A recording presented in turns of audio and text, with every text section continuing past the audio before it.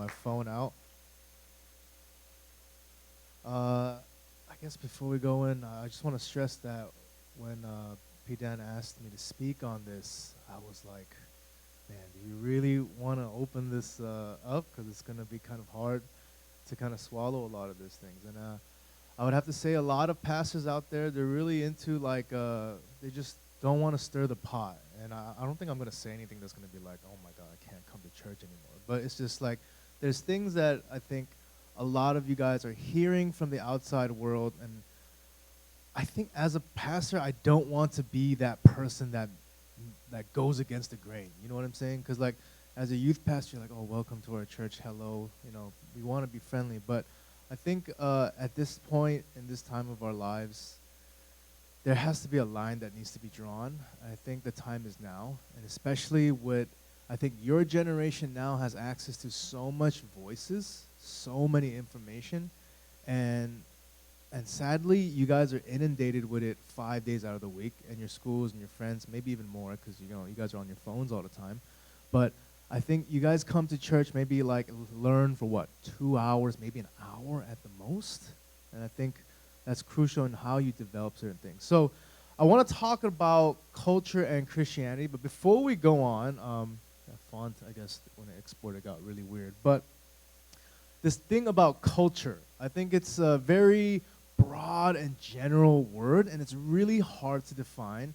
And I think for me, I've always kind of struggled with identifying with a certain culture because I was born and raised in the Valley. No, not born and raised. I was born in the Valley, but I moved to Hawaii, and then I moved to Boston, and now I'm back in the Valley.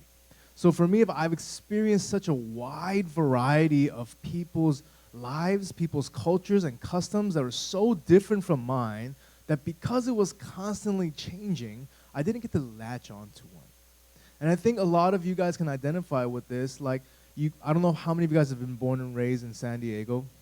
Shout out to your parents for not moving. Or, military kids, they have a different sense of the world, right? Because they've seen so much.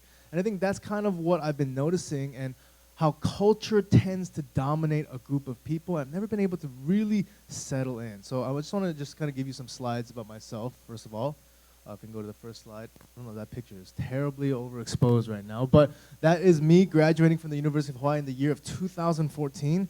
I know you guys do flower necklaces too now, right? That's a thing. But I'm just letting you know it started from Hawaii. This is my pride and joy right here. So basically, you're in Hawaii, it's like you're covered head to toe. Or if for me, I wasn't that popular, so it was kind of like that. Grew up in Hawaii where pretty much everybody was kind of Asian. So when I grew up, like, kind of making fun of minorities who are white. I know that's a really weird concept for you guys, but in Hawaii, we made fun of white kids for bringing peanut butter jelly sandwiches.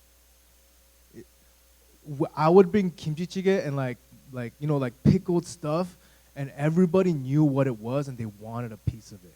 But when the white kid came and it was peanut butter jelly sandwiches, we made fun of like, your parents don't even care about you, dude. Lunchables, you eat that crap? Like, that for me was really weird. Because I grew up in LA and I went to Hawaii, and then everybody knows what kimchi is. Everybody knows what kalbi is. Like, they say it and they know what it is. It's a part of the culture. So for me, a lot of that was really strange for me. And that's just kind of like the context that I grew up in, right? The next slide. This is me graduating from Boston University. This place is called the School of the Prophets. It's apparently where Martin Luther King Jr. graduated from. So I don't know if that means anything, but that's my dad, that's my sister, and that's my mom, me receiving my Master's of Divinity. And the next slide. The reason why I chose this photo was because when I went to Boston University, I was engaged with so many different people from around the world, okay? We see that guy all in the top holding his hands like this. You see him? Yeah. He's a Zoroastrianist. I have no idea what that is to this day. After I was trying to explain it, he like burned incense and plays drums like to like a rhythm. I'm like, what is he doing? My friend Dasha to the right, she's sitting on the stairwell. She's a black liberation theologian, a womanist scholar, and there's all these people, just have every single one of them. I probably disagree with everything that they believe in. So I was like going to this experience and wondering what is it about these people and I that have such disagreements with a lot of things, right? So conventionally, I went to Boston University to receive my Master's of Divinity. BU is not known to be an evangelical, quote, conservative, right-wing school, okay? I went there because I'm like, I'm more educated, I'm more progressive, I'm very liberal. That's what I truly believed in. And I went to that school and I realized these people were so far liberal than I was that I was very confused by this, right? And I think the main thing about how people approach things and identify with a lot of their beliefs comes down to how culture interacts with us. So if we can get to the next slide. So the question is, what is culture, right? Culture, is it like the bacteria that the culture basically is the values, beliefs, thinking patterns, and behaviors that are learned and shared, and that is a characteristic of a group of people. I think when we talk about culture, it's a very broad aspect, right? It's a very general concept, and it's hard to do that, but by definition, this is what we're going to be working with for today. Ralph Linton, I believe he's a sociologist, 1945, he defines it as the way of life of its members, the collection of ideas and habits which they learn, share, and transmit from generation to generation. The next one, please. Clyde Cohn, 1951, designed for living held by the members of a particular society. And you guys are like, oh, that's cool. That's, all of you guys are engaged in culture. Can I get the next slide, please? So basically, culture seeks to answer mainly these two questions. Who am I, and how do I belong? Who am I, and how do I belong? You guys know that Mulan? You guys watch Mulan where she's like, who is this girl I see? Like she's staring back. She's trying to figure out her identity, like all these things, and how do I belong? Every single story is about an outcast and how can I fit in, right? Like, this is an idea that's ingrained into us, and many of us don't realize that culture has already described to you the things that you should be and how you belong to today's society, right? Some institutions that shape culture is religion. Obviously, this is where we usually build our foundations for no stealing, no killing, no murdering. You know, we have Jewish brothers, Muslim brothers, Hindu, Buddhist. We have a sense of morality, and this is where a lot of culture is shaped. The United States is basically based on a Judeo-Christian framework. This is usually one of the biggest institutions where kind of culture impacts a little bit of morality. The next one is education. We think through a wide variety of ideas, tools that help thought and learn to write in different styles, exposure to the world. You guys go to school to learn different things, right? You get exposed to the wider variety, and some people say the public school is the way to go. You get exposed, but to what you get exposed to determines how you're going to identify in that culture, right? You guys know, any of you guys know sports? Like, there is a cultural environment, right? There's a work culture. There's a specific thing. We all know that Japanese work culture and study culture is more harsh. How many of you guys would like prefer Korean school culture compared to U.S. school culture? Raise your hands. Nobody. If I went to Korea, I probably would have failed and been one of those guys stuck at a PC bomb, right? That's one of the things. Thirdly, this major institution is media. This is something that is impacting many of us, myself included. Television shows, entertainment, trends, memes, and basically what is currently socially acceptable and how to interact with people. I have a church Instagram. I got rid of the Instagram a long time ago, 2014, I believe. Now I'm seeing, because it depends on what my youth kids are following, and I'm seeing a lot of infos, like, you know, like slide this way to read more about this, and then you're getting informed, right? And there's like this weird thing, like, I want to be more informed, and as I'm reading this, as a person who studied theology at an elite institution, some of the stuff that they're writing, this is incredibly false. Like, this is absolutely garbage from any academic standpoint, right? And this is what's getting a lot of likes. So we don't even realize that these things that we look at and observe interact with the way we view the world. And I think this is something that gets slowly integrated into our lives, right? And the next slide, please. Other factor is ethnic heritage, right? Korean American versus Korean Korean. Very two different cultures, right? What do we call Koreans from Korea? Call them fobs, right? I pissed off somebody by calling them fob. I have no idea why, but it's like whatever. Koreans from Korean. And black culture versus African American, right? Definitely there's a culture that is uniquely black, which is in America, compared to a Nigerian American who immigrated. There's a difference in culture and how you go around and interact in the world. Next is geopolitical location. Like I said, I grew up in Hawaii, where the majority of the people there were Asian. So you know how in the U.S., like European people came and they became this conglomerate white identity, right? That's exactly what happened in Hawaii, but with Asian people. So I was literally I think when I first got there in 4th grade, you know how you guys do icebreakers introducing yourselves? Everybody was going on, like they all kind of looked mixed, but they all looked Asian to me, so I didn't feel out of place. And this one guy was like, I'm Irish, Portuguese, Hawaiian, Dutch, Chinese. I'm like, what? Like, how do you even, like, how does that even happen, right? And the next guy's like, I'm Filipino, Chinese, Hawaiian, and then like Swiss. I don't know how they got these random European, like, but it's mixed with all these things, and everybody had something, like, oh, I'm Samoan, Hawaiian, Filipino, Korean. And then it finally came to like, oh, I'm John Kim, I'm just Korean. And it just passes by. And I'm like, like there's nothing wrong with that, but it felt weird that I was just Korean. And I think this is what happens when you identify with a specific geopolitical location. I think the weirdest thing for me was like when I came back to California is Asian people here don't segregate with other Asian people. Like Koreans hang out with Korean people. Chinese people hang out with Chinese people. Japanese people hang out in, I don't know, Anaheim or Little Tokyo, like they hang, and I'm like, why is there no mixture? But in Hawaii, that was never the problem. I had more friends that were Filipino and Japanese than I was Korean. So when I went to a Korean church, like, this is too many Korean people. Like, I feel uncomfortable. But for many of you, it's like, I can't come to church unless it's Korean American, right? That is an essential part of geopolitical location that inscribes into you a sense of culture and belonging. Lots of Korean Americans, when they go out to college, they can't find a Korean American church. I just can't worship God. Which is really weird, right? Because worship is worship. So a lot of these factors, this is a very small list of what happens when you allow culture to kind of dictate your life and how you think about the world. And I think this is what's going on. One thing that's what I'm noticing about today's culture and how did we get to where we are today, right, is obviously this term postmodernity. How many of you guys heard the word postmodernity or postmodern?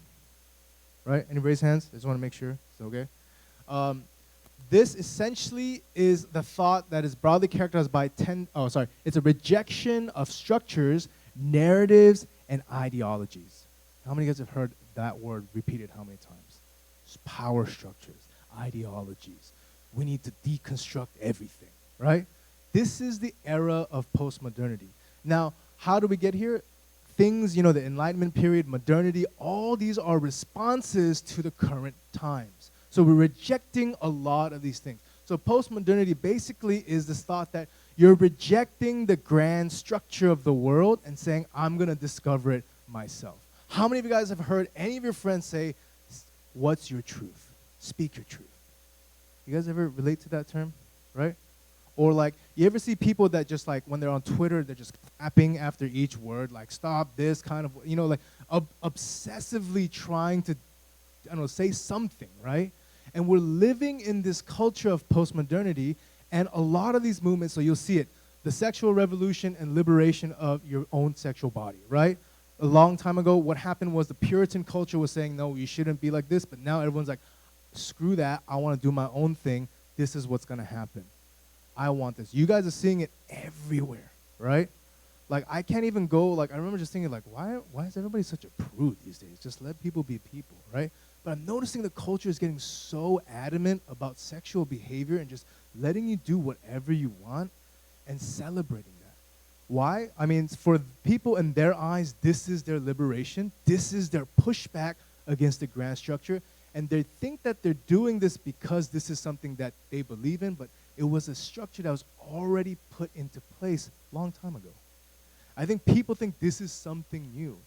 And people don't recognize that the Puritan culture that was established, like super conservative, don't do this, don't do that, it was established in America. But before that, human sexuality in the ancient world was rampant. I don't know if you guys read any history book, it's so open. Like, it doesn't even compare to today. So a lot of us don't realize that this structural, the rejection of this structure comes from just a new cultural movement. Not something that's been like, this is something new, right? Like, no, in fact, it was widely celebrated more back in the ancient time than ever before today, and now we're seeing that. If we can get to the next one. So how in the world did our church, the global church, respond to culture, right? How many of you guys have parents that said you can't watch Harry Potter or don't play with Pokemon? Do any of you guys know there's like, apparently that was a real thing. You guys ever play with Pokemon cards? Right? They're fun, right? Like, it's great. But I knew people that were like, that's witchcraft. Don't play with that. Harry Potter, throw it away. They would never let you do any of this stuff, right? In fact, they were so anti-art, so anti the culture because they were afraid of it that they ran from it. And so what happens is the culture tends to take over, and the culture is what creates a lot of these new things, and a lot of how we interact with the world, we kind of forsaken it. I want to play this clip from this movie called The Devil Wears Prada. Before we play it, I just want to give you guys some intro on why I'm playing this clip, is that for many of us, we believe in the things that we believe in because it was already handed to us by our culture. And we think we have this idea of choice in doing these things, but unless you can parse that out, you won't be able to really reflect on what you truly believe in. And what I mean by that is we're going to go ahead and play this. The belts for this dress. Why is no one ready? Here. It's a tough call. They're so different.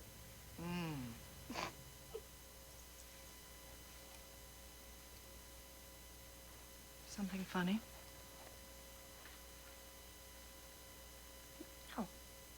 No, nothing's, it's just that both those belts look exactly the same to me. I'm still learning about this stuff and, This stuff?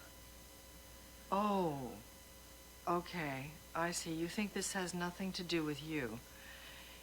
You go to your closet and you select, I don't know, that lumpy blue sweater, for instance, because you're trying to tell the world that you take yourself too seriously to care about what you put on your back. But what you don't know is that that sweater is not just blue. It's not turquoise. It's not lapis. It's actually cerulean.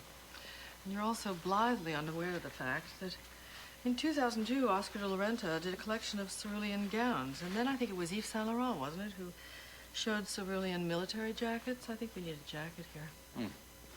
And then cerulean quickly showed up in the collections of 8 different designers. And then it filtered down through the department stores and then trickled on down into some tragic casual corner where you no doubt fished it out of some clearance bin. However, that blue represents millions of dollars and countless jobs. And it's sort of comical how you think that you've made a choice that exempts you from the fashion industry when in fact you're wearing a sweater that was selected for you by the people in this room from a pile of stuff.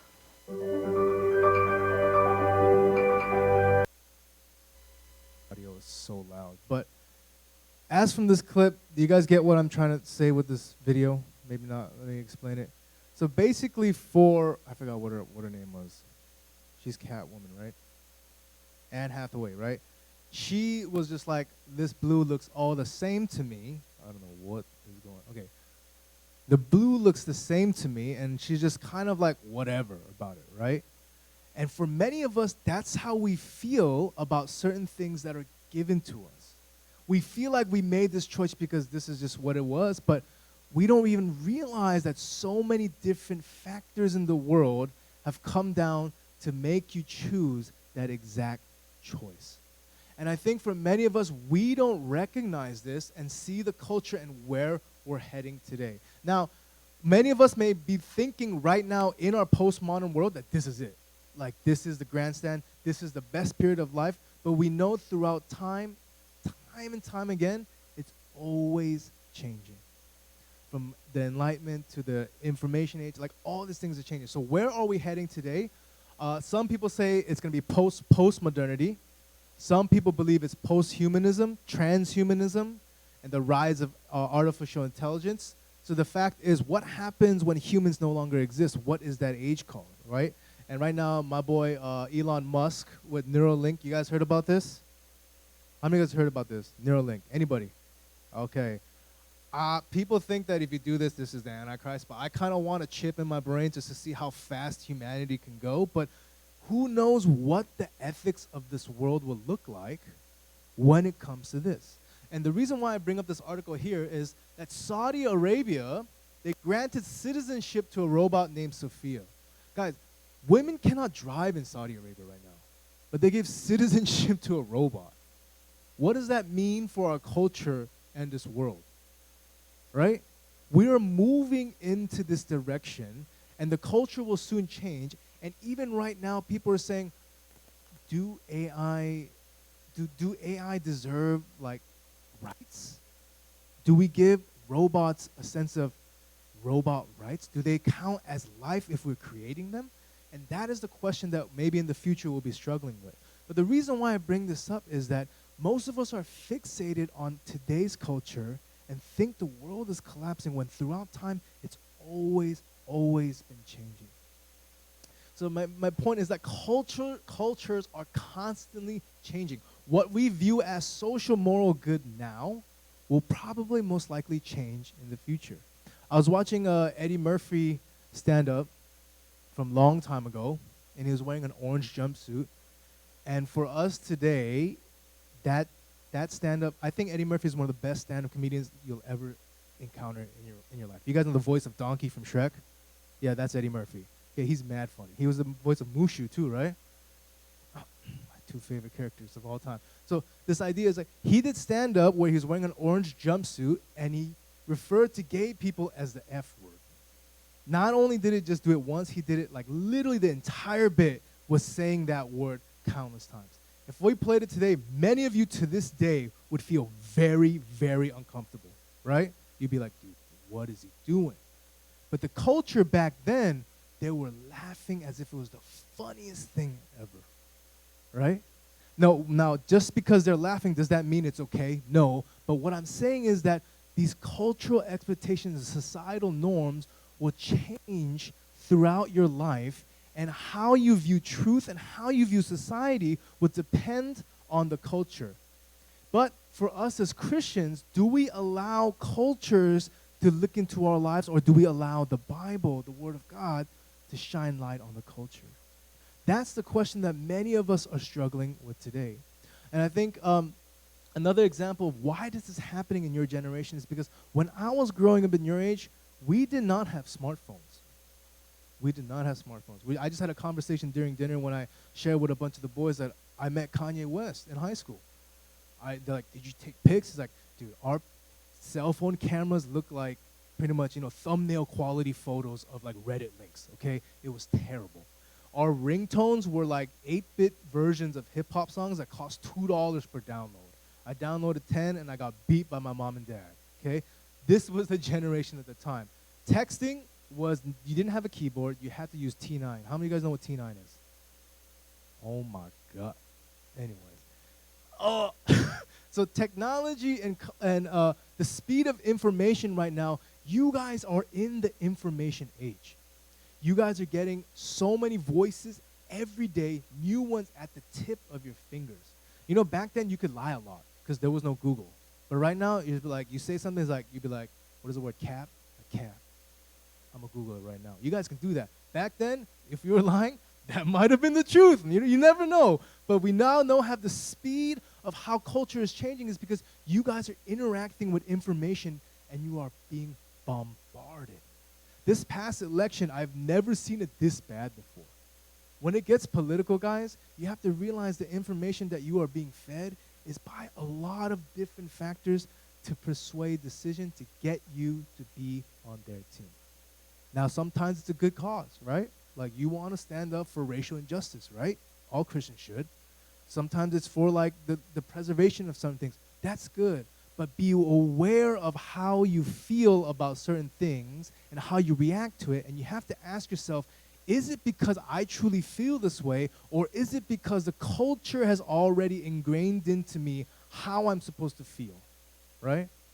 So this is the thing. Communication with everyone and everything. Culture influences almost everything today, from politics, from fashion, from music, from all these things. You're going to see it everywhere.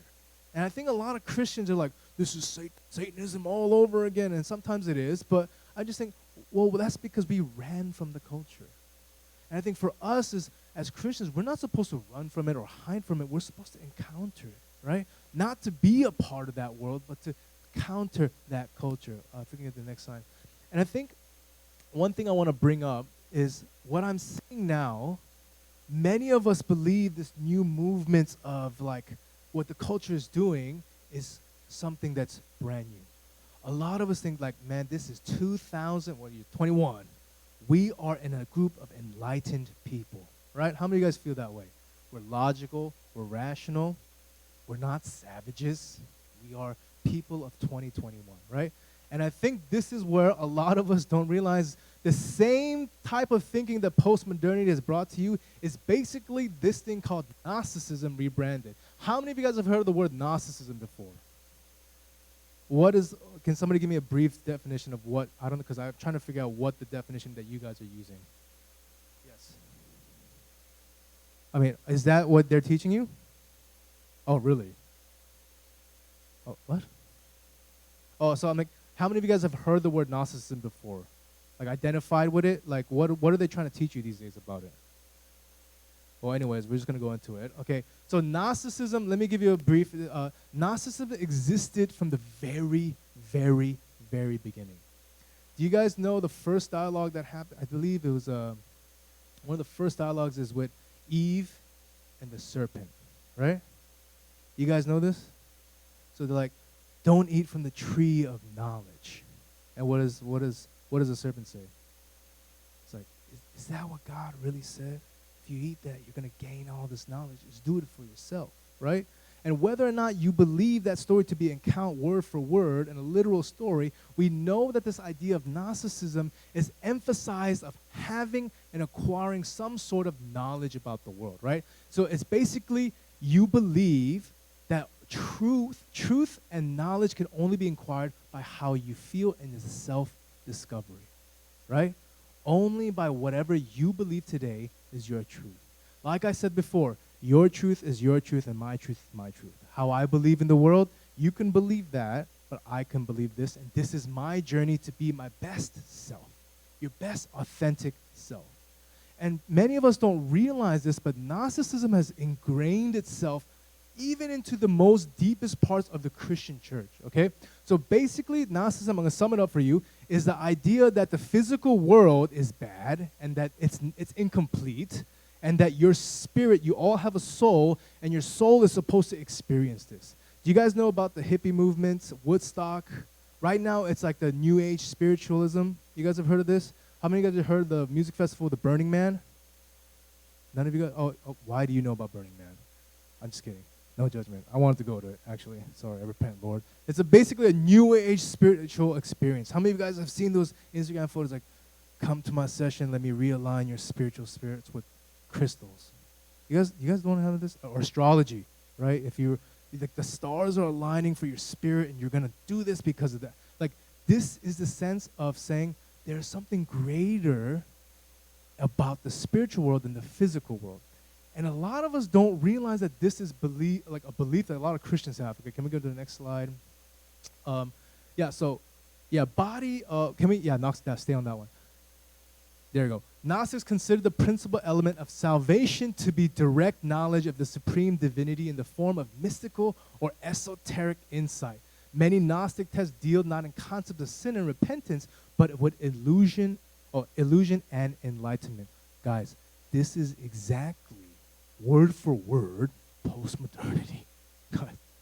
If you can't see this, this has been from the very beginning, these people are like, we reject this idea of God placing structures into our life. We're going to figure out our own self. I'm going to figure out my own spiritual meaning. You guys do your own thing. I want this. Essentially, it's a worship of the self. This is where Gnosticism creeps in today, and it's very, very tempting because it is your flesh, your own flesh that you identify with, right? But the Bible is saying, don't do this. Don't follow this. Don't go down this track. This is nothing new. A lot of us think today that what this brand of new thinking is so new today that this is how you become the better human being, right? You guys have mad FOMO of being the weird one that's not doing this, right? So this is Gnosticism. And I want to go to the next one. So Gnosticism deals with this thing called body and spirit dualism. I know it's going to be a little heavy before we get on, but please follow along with me. I'm doing this because you just got to know the prep work. So the Gnostics believed that the world was divided into the physical and spiritual. The created material world, matter, is evil and therefore in opposition to the world of the spirit, and that only the spirit is good. How many of you guys believe that when your body dies, or when you die, your like soul comes out of your, and then you just fly up to heaven? How many of you guys believe that? I believed that when I was a young kid. You guys raise your hand? That your body is here, it's gone, and then your spirit goes up. Yeah, raise your hand. There's no shame, right? How many of you guys actually believe that? Okay, good. Bad. I'm just kidding. But this idea that body and spirit dualism comes from a very Plato understanding, which is related to Gnosticism. But if you guys know in the Bible, did Jesus' spirit return, or was it his body? It was his body. We are all going to live a bodily resurrection. Remember, Jesus like, poke your finger into me, Thomas, make sure that I'm here. Jesus ate bread. That makes me so happy that we get to eat with Jesus in heaven. Like, I love eating. I can't wait to eat with Jesus. You know, that's like a good thing. And I think there's so many things about the body that is to be celebrated, but a lot of Gnostic thinking is get rid of the world today and seek the spiritual freedom. And this is kind of what's happening in our culture today. The next slide, please. So one thing that Gnostics will say is, can we know the divine? They describe God as incomprehensible and unknowable. It kind of makes sense if you think about it, right? If you believe that God is this unbelievable thing and you as a human is limited, then how could you ever understand God, right? His ways are so above ours that we can't understand it at all.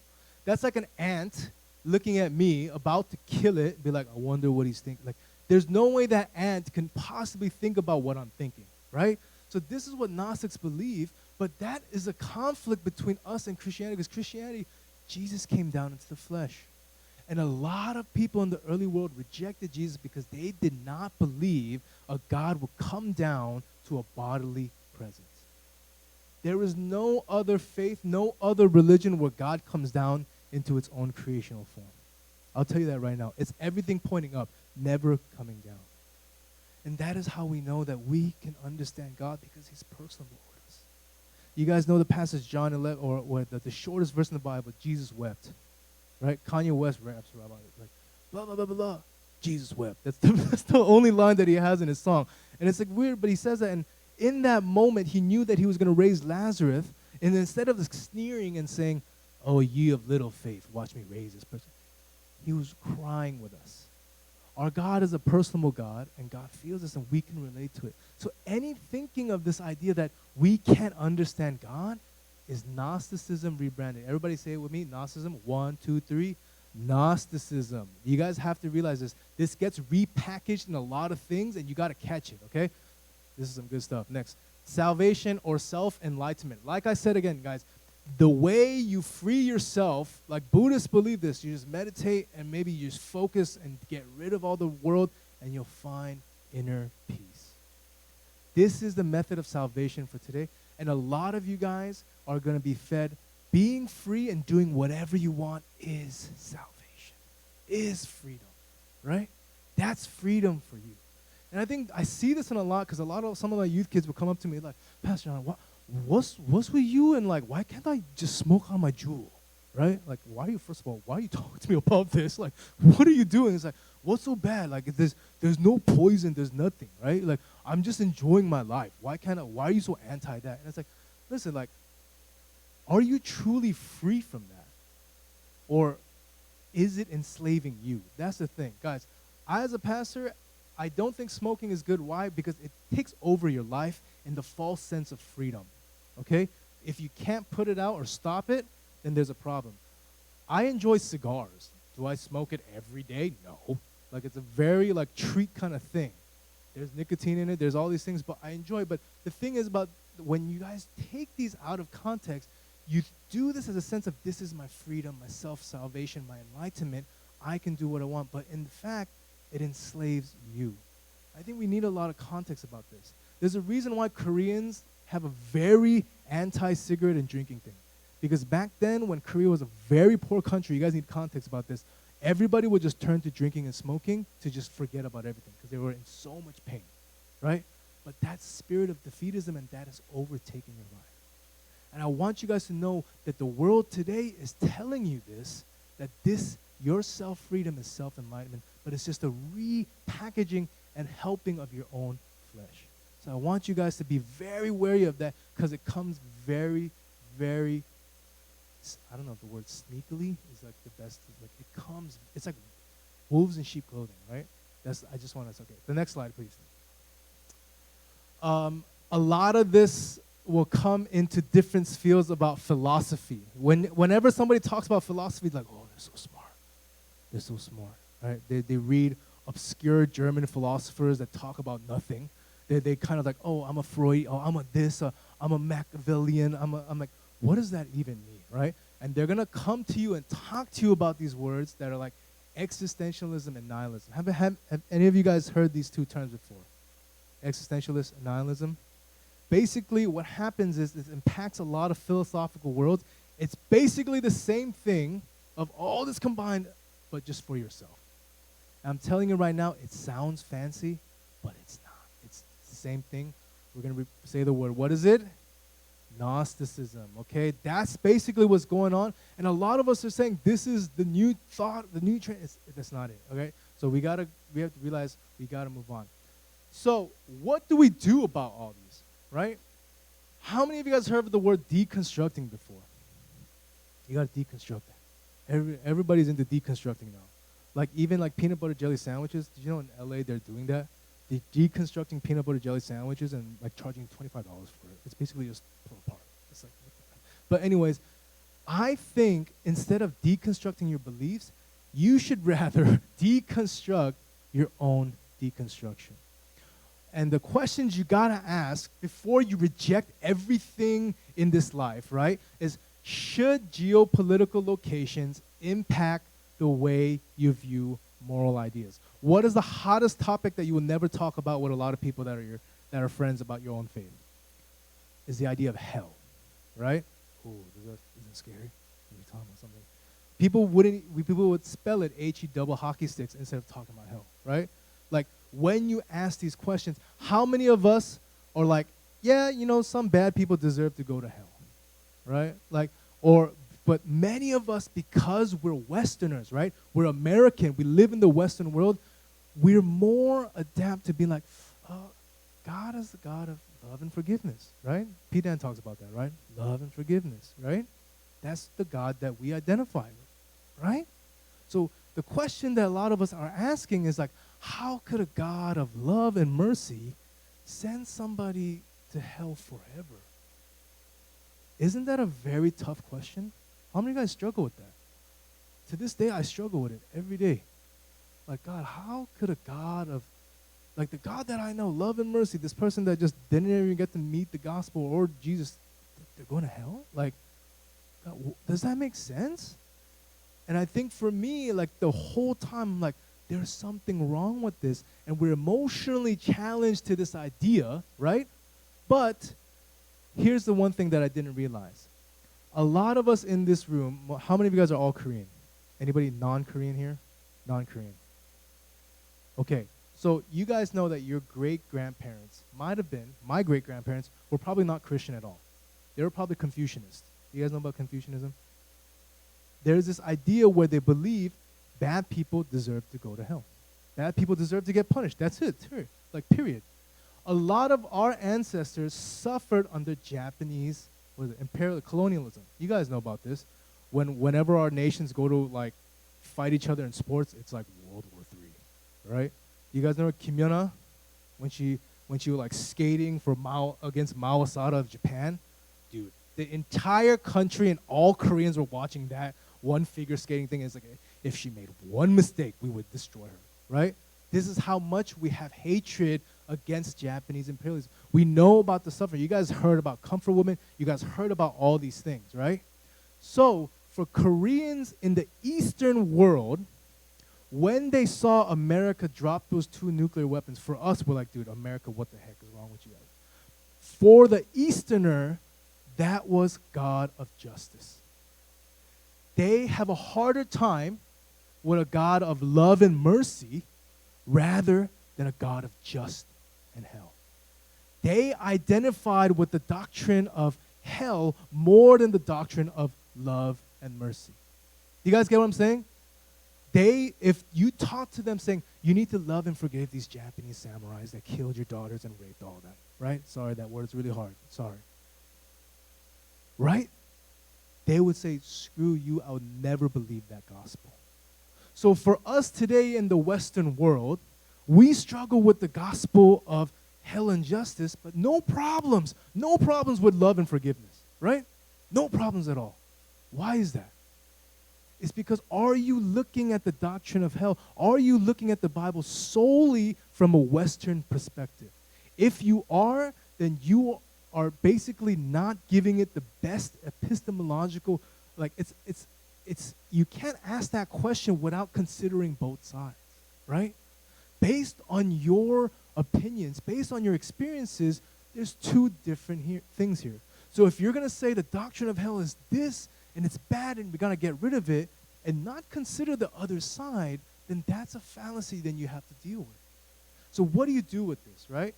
How do you deal with those issues? You have to understand, do you view moral ideas solely from a Western privileged view? Many of you guys have, maybe I don't know your story. Many of you guys probably have never really gone a couple of days without your phone. When I went to Africa, I didn't get internet for like a week, and I thought I was going to die. I seriously wanted to die. Like, that's how, I didn't know how addicted to internet I was. If all of a sudden tomorrow your phone doesn't work, nothing works, your car breaks down, nothing, like, you guys would not know what to do, right?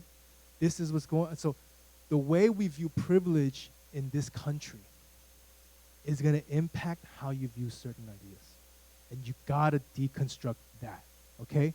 Because today, everything is based on a Western perspective. That's incorrect. Basically, yeah, are your ideas or epistemology based solely on a Western perspective? You guys need to ask this question.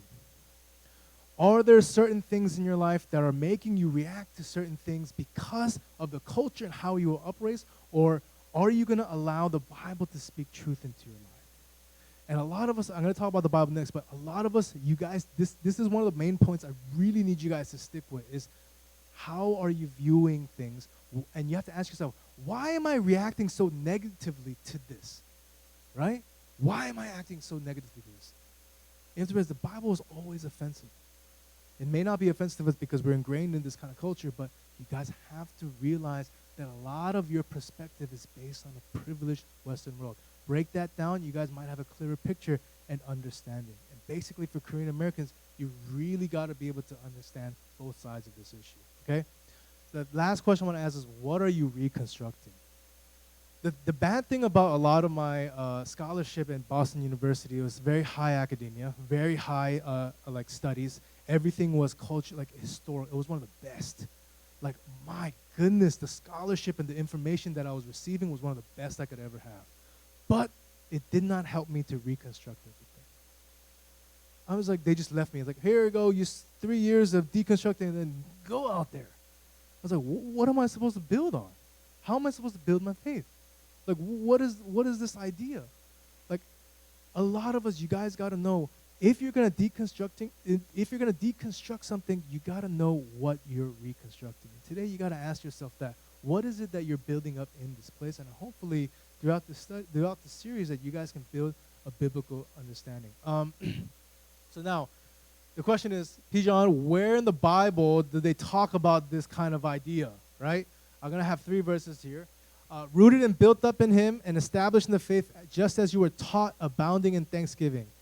If you guys can read that to yourself. See to it that no one takes you captive by philosophy, ding, ding, ding, and empty deceit according to human tradition, according to the elemental spirits of the world, and not according to Christ. I don't know if you guys are going to do one on elemental spirits. You should, maybe.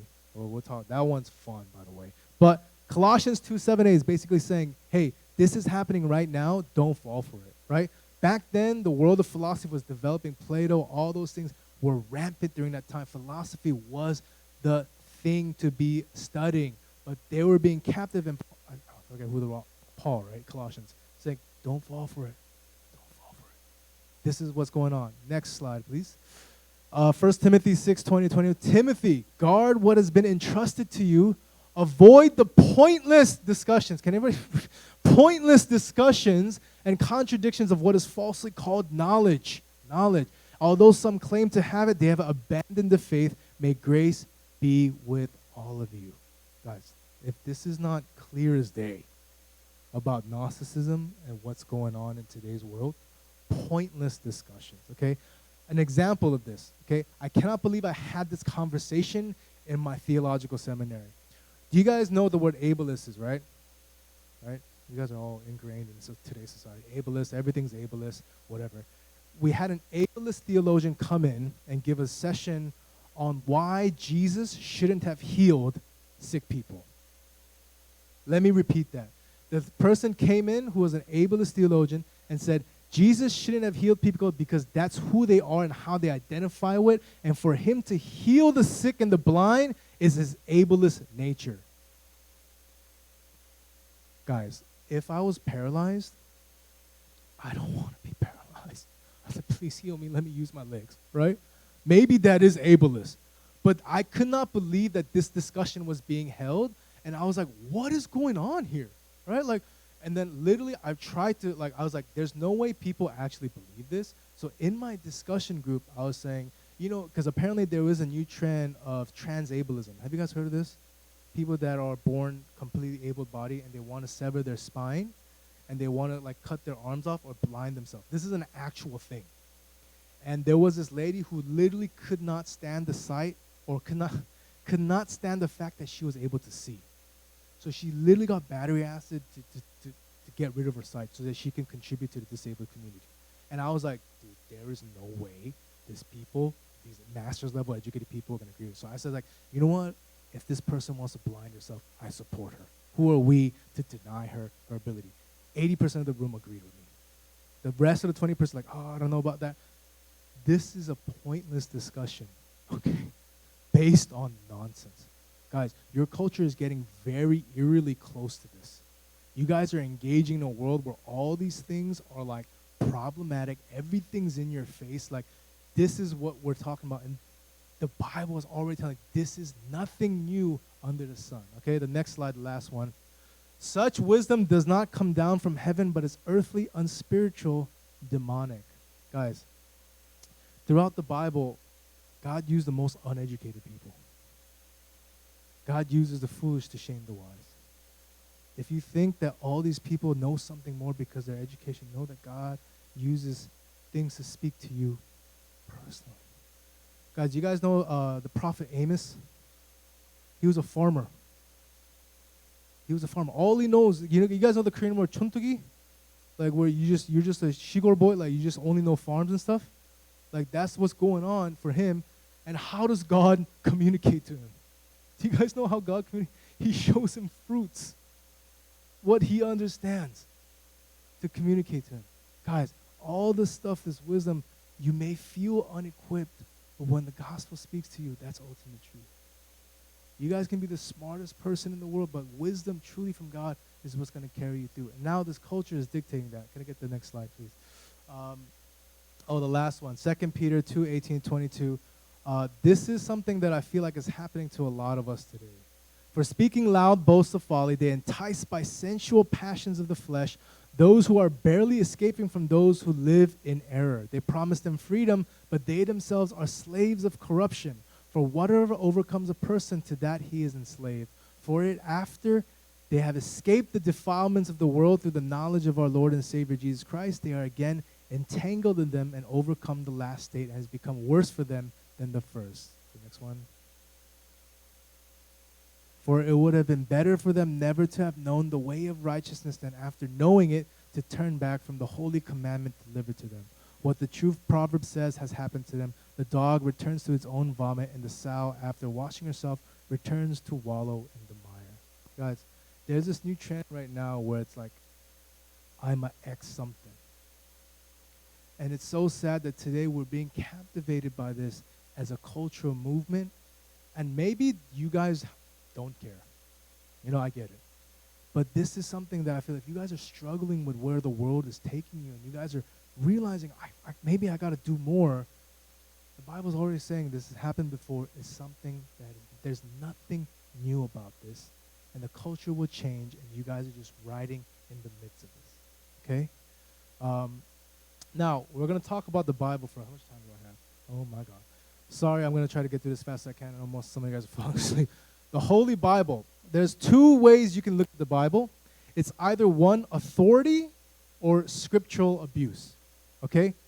Let me say it again. Authority over your life or scriptural abuse. There's two different ways to look at this text, okay? One, you will say, this is the word of God and I will live by it. Or two, it will be, nah, I want to interpret this in a different way, and this is scriptural abuse, and you're using this to validate violence against people, and this is not right, and we need to throw it out. A lot of people believe that you can be in between this, but there's no way. I'm telling you right now, there's no way.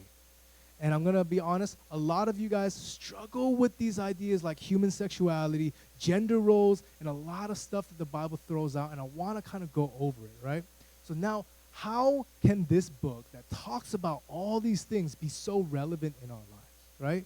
And I think this is where we're going to talk about it. I know it says Christian sexuality, but the most common critiques of the culture that is depicted in the Bible is one, polygamy, right? How many of you guys know what that means, polygamy? Right? You guys have multiple wives, and like the most number one criticism is like, how come the Bible talks, how come you Christians are like saying one man, one woman, but in the Bible there's all these people marrying multiple people, right? And then a lot of us like, dude, I don't know. Like, maybe God's okay with that. It's like, no, there's two predominant things that were happening in the ancient Near Eastern culture at the time. Two parts of the culture. One was the practice of polygamy.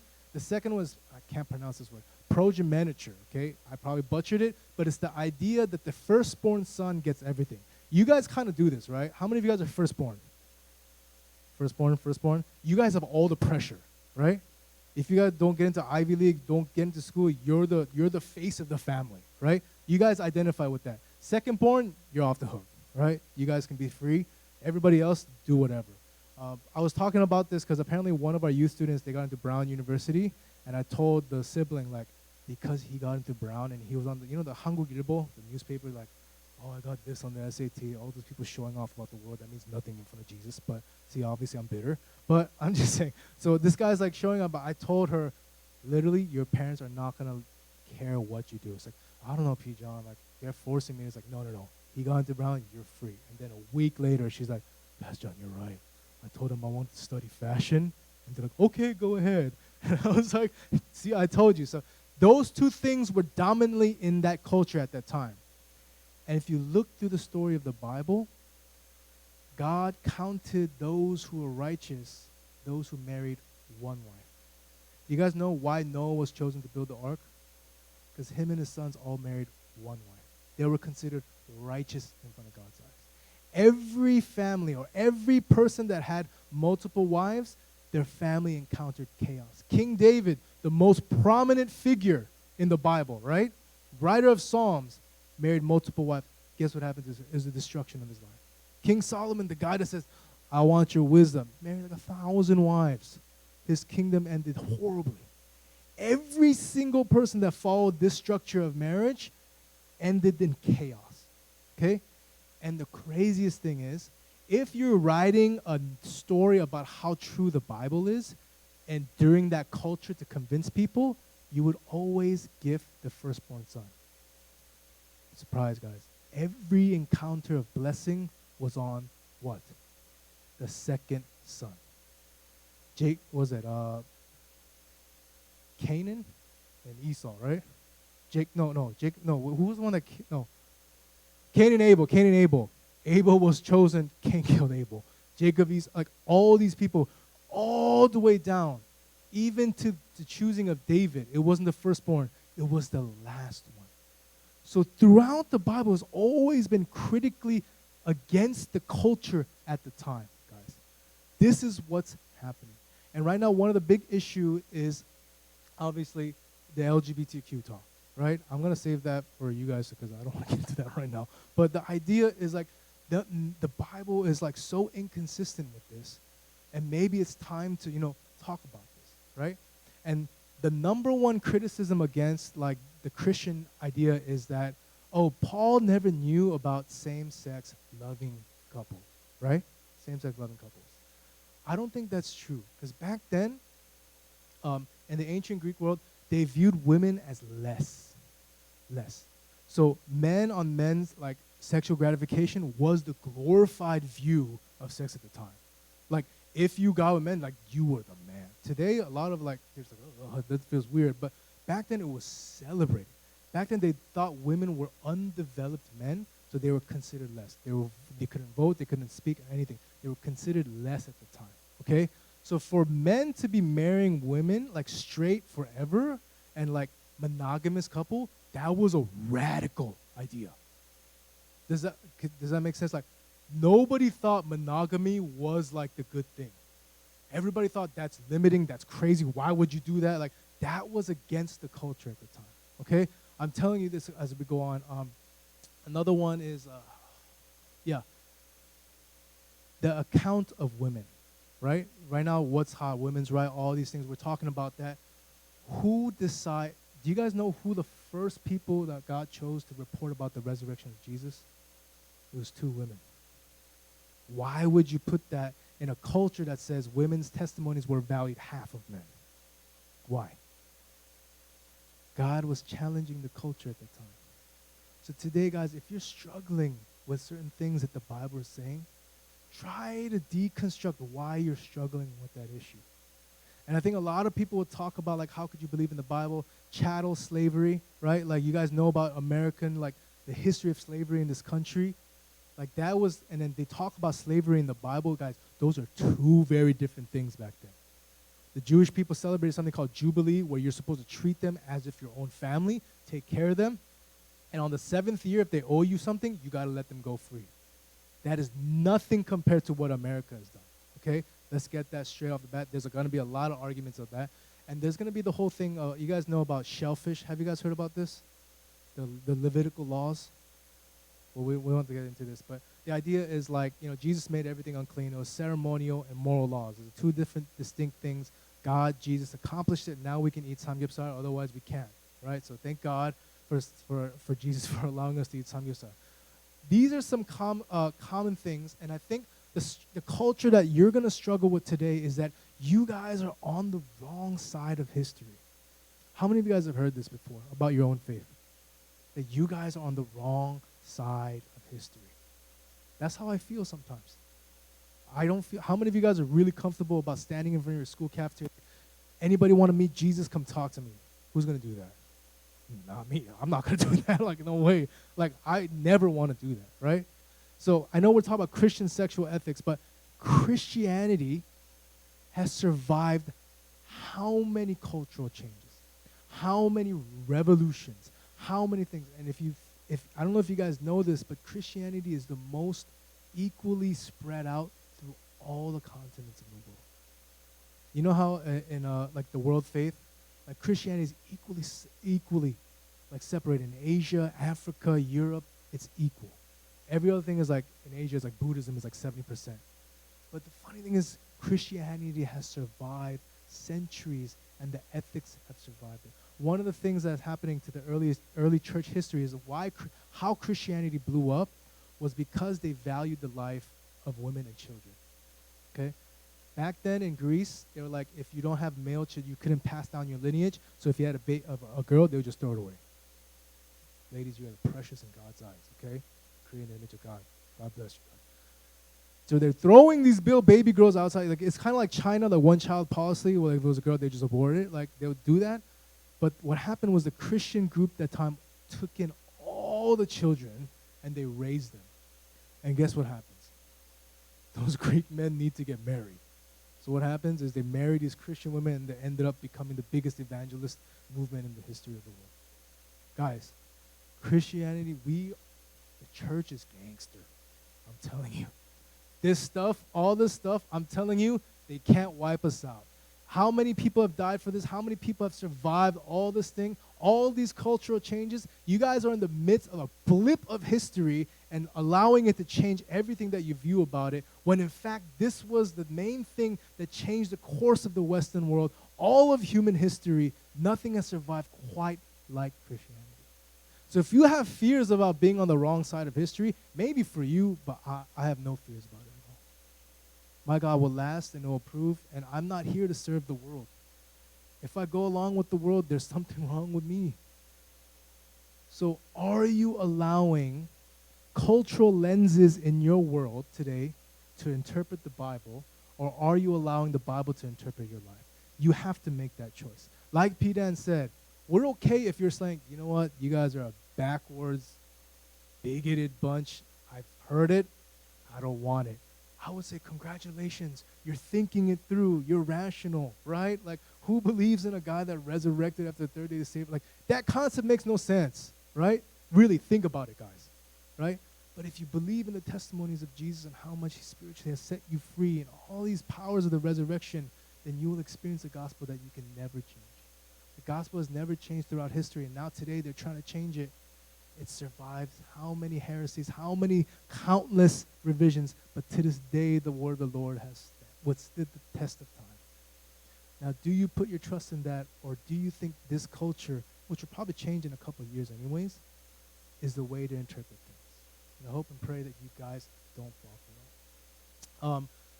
As I close, there's two books I want to recommend to you. This first book is called The Coddling of the American Mind. How many of us heard about this book?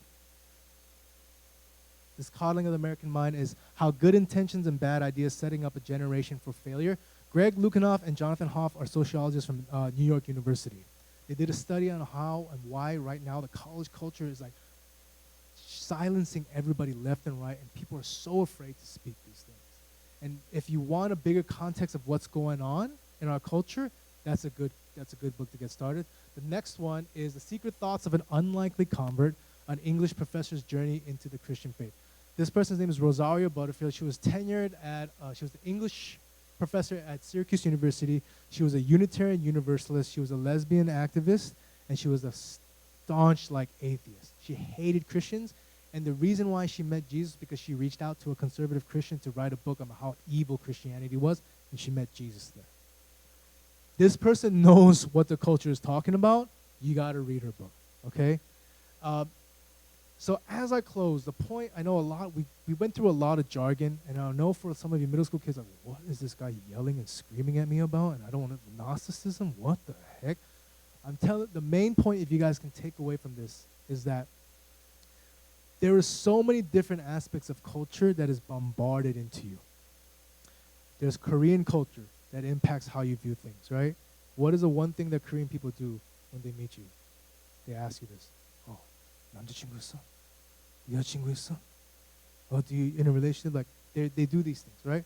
Or they have all these weird expectations, and you feel incomplete, right? When I gotta be in a relationship. These are all cultural things and how you identify your worth in the world. You are either gonna have to make a choice in saying the culture will define me, and I like what they're saying, or you're gonna stand up and saying, the Bible is the ultimate truth in my life, and I want to exemplify it. And when you walk that path, guys, I'm telling you right now, it's a very difficult one. I think to this day, even as a person who's supposedly a pastor, I struggle with making that decision every day. I remember when people are saying, you got to carry your cross. I'm like, no, I just like Jesus. I'm happy with that, right? What is the suffering? I just love Jesus. But there comes a point, a time in your life where you have to let go of certain things that offend you, certain things that you struggle with. and carry your cross. And I hope that this culture does not influence or impact the way you view the beautiful Word of God. It has survived years. People have died through this, and we will receive life if you fully receive it. So now, whether culture shapes you or you can shape culture. And I hope and pray that maybe some of you to this day, like, you guys will be culture changers, man. Change the world. Don't let the world conform to you. Let me pray for you guys. Heavenly Father, we thank you for your truth radiating